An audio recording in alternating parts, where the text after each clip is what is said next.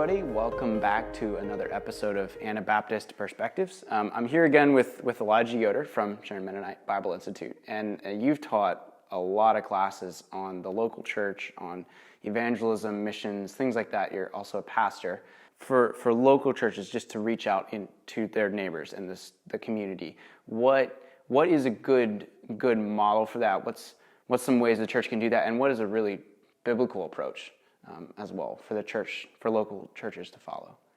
Well, let me comment first on, I think we have to understand the biblical role of the church. Okay. When I taught the course on local church evangelism for the first time, I took the word church and traced it through the New Testament. Mm-hmm. And expecting to find the word church used in relation to evangelism, because that's what my course was, local church evangelism. But what I actually found was that the word church is very seldom, if ever, actually used in direct evangelism. In other words, it doesn't say that the church went out and did evangelism. It's always individuals and people who were doing evangelism. The church, the role of the church is discipleship. The role of the church is to be there for the people, to gather together and to find fellowship. Fellowship is the key word for the reason for the church, fellowship or discipleship. And then as the church gathers together and fellowships and disciples together, then it's the individual members that can go out and do evangelism. Okay. Evangelism in the local church is not, the key is not the programs that the church is using. Mm-hmm. The key is the people in the church. I have done this oftentimes. In my local church evangelism class, I'll ask them to tell me about people that from the local community that their local churches have brought in, and almost always the story is that there was someone in the church who reached out and discipled them. We're not bringing people in through summer Bible schools and kids clubs and passing out tracts. Those aren't the way that we're bringing people in. We're bringing people into our local churches when someone reaches out and develops a relationship with it. Now, some of those have come through vacation Bible schools. Some of them have come through kids clubs. Mm-hmm. But as I mentioned earlier in a previous interview, it's when you have someone from a kids club coming into the church, almost invariably it's because someone in the church reached out and had them a relationship with the person. Evangelism in the local church, the key is not what the church as a whole is doing. It's not we need to have summer Bible schools, or we need to pass out tracts, or we need to have revival meetings. Those things can all be good, but those aren't going to bring people into your local church. It's going to be when individual people in the church begin caring and reaching out on their own. That's what's happened in our local church. We've had several outside people who are not Mennonites come in and start attending regularly and becoming members, and it's been because it's been neighbors or people that they've reached out to on a daily basis and cared. Kind of going back to that whole discipleship thing that you mentioned a few episodes back.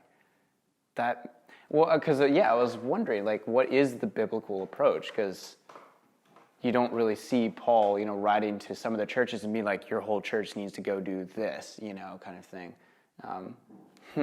We sometimes think that the evangelism is the responsibility of the local church, and not really. The responsibility of the local church is for believers to come together and worship and fellowship, and then that encourages our hearts, and we gather together, and then in our daily lives and our contacts with people, that's where we need to share Christ. Evangelism is not some sudden foray out into the world. You go out on a Saturday afternoon and pass out tracts, or go have a kids club on a Tuesday night, and then you do your evangelism, and then you retreat back into your own selfish lifestyle and live the way you want to. That's, I think, sometimes the way we view evangelism. That's not what evangelism is. I remember coming here to SMBI as a student, and we were going to go out on missions weekend, and I was kind of scared of some of these going out and passing out tracts. But, I can do anything for a couple days, I thought, and I would do. I would go out and enjoy it and come back. And those things aren't wrong, but evangelism is going to be a lifestyle. Evangelism isn't going to be something that you do a couple hours of the day and then you're going to bring people into the church. It's going to be a lifestyle, and you're going to have to share with neighbors and care for them on a daily basis if you're going to bring people into the church. And that's difficult. Oh, yeah. And it takes commitment. We'd much rather run off every weekend to be with our friends in another state or play softball, and we're too busy to do lifestyle evangelism. It's going to take commitment if we're going to bring people in our local churches, and it's not somebody else's responsibility. It's not the minister's responsibility or the church's responsibility. It's each person's responsibility to do that. Wow, that makes a lot of sense. That's a lot more long term. Like, you have to be willing to work with people a lot more. Like, handing them a track is like a 5-second transaction. That's it. Yeah.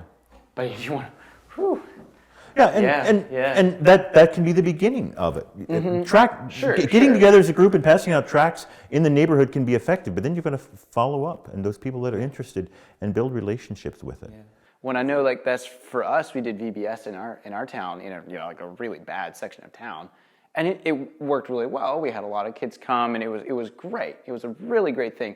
But when it really started going somewhere is when every week we would come in and be with the kids, and then we would bring them to church, and we would start doing things with them on week. That's when things really started changing. When you would go over to their house and play games with them, or stuff like that, instead of just they'd come once a summer or even once a week to a kids club. And then as those kids grow older into their teens, typically what happens in our circles is by the time they're 13, 14, 15, they leave and they're gone. Now, sometimes later, those foundations that are laid will be the basis of them coming back to Christ. But it's those 13, 14, 15, 16 years that it's difficult, but that is where the rubber meets the road. Is someone willing to stick with them? And you're saying, like, then it's much more on a personal level, but what are some ways that churches are reaching out, like, and what are things we can do better? Because surely there are some things that the church can be doing better. Should it be equipping our people better so that they can, bring Christ to people, or what can the church be doing? Again, it's not the church itself, but I think the church can encourage people to. Most of the people that I've seen come into Mennonite circles are neighbors or people that you work with.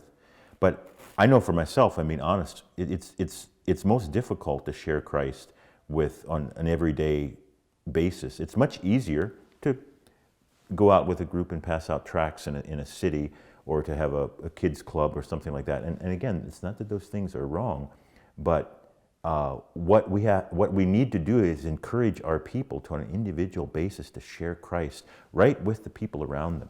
If you go to knock on someone's door and give them a tract, you don't know the person. It's very difficult to build a relationship. Yeah. But most of us have relationships with non-believers in our daily lives that we don't really do very much about.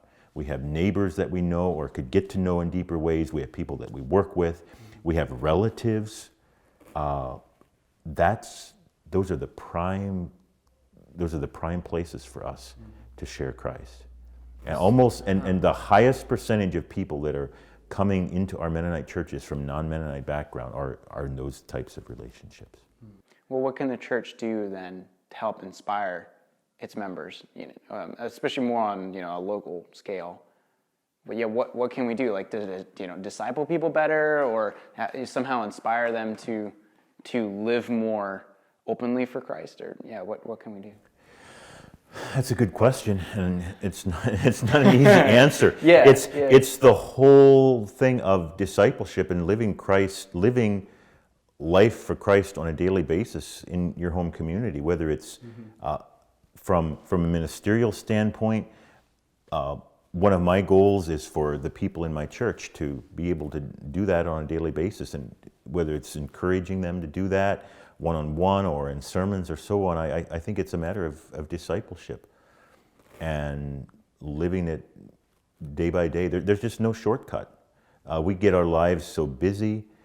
Shortcut, let's have a vacation Bible school, or let's have tent meetings, and then now we ease our conscience. It doesn't work. Again, those methods aren't wrong, but it's not in the methods. It's in the heart of the people, in our heart of love for the community. And if that's missing, if you don't have people who have a heart of love, you can do all the activities you want, and it won't change anything. And well, like Paul says, if I do all of these things but don't have love, it's empty. Yeah, it's pointless. Yeah. Wow. So somehow teaching our people to love more, I guess. Easy, right? Yeah, piece of cake, you know. Yeah. No, but Oh, man. that's the bottom line, is our heart of love for Christ. That's what's going to attract people. So people watching this video, what's a practical step they can do to help, for one thing, in their own lives, but also to help inspire other people in their church too, to make evangelism a day-to-day thing, not just something that the church does once a month or whatever. Like, well, yeah, what's something practical? Typically, one of the things I see is I have students come to SMBI, they get excited about evangelism. They go home and then they say, well, no one's doing evangelism. My ministers aren't doing evangelism. Everyone's dead and everyone's doing their own thing. My answer is, what about you? What are you doing? And if we can individually in our settings begin to follow Christ and serve Christ, and then reach out. And then another thing that I encourage you to do is, if you start doing evangelism, don't do it just by yourself, but take someone else with you. There are a lot of people in our churches who want to do better in evangelism and outreach and discipleship. All they need is someone to come along and encourage them. So if you're going to visit a neighbor or a friend or do something, take someone else with you and involve other people, and that can soon get other people involved. No one else is going to do it for you. You're going to have to do it yourself.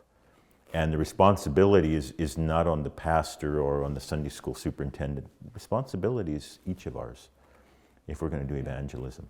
So basically, don't pass the buck to someone else. Yeah. Yeah. Oh man, that makes it a whole lot harder, doesn't it? Well, it's challenging. Yeah. And that's something that Jesus never said. You know, he never said that it would be easy to build the kingdom. You know. Yeah. You know, to bring people into the church. That's not going to be easy. It's not easy. It's not easy for myself. It's not easy for any of us. But it's the only way evangelism is going to get done. If we're going to bring people into our churches, it's not going to be someone else's responsibility. It's going to be I and my relationships with those around me is the way it's going to be done. Wow. I think that's about the best place where we could end this. That's a good thought to leave it with. And yeah, thank you everyone for watching. And we ended with a fairly practical note here. So if you go out there and start doing some of this stuff instead of just listening. Thanks for watching. Come back. We do episodes here every week. So if you like what you see, want to see more, hit the subscribe button, and leave a comment if you have a topic that you would like us to cover or something you want explained better, and we'll do our best to cover that in the future. So thanks for watching, and we'll see you in the next one.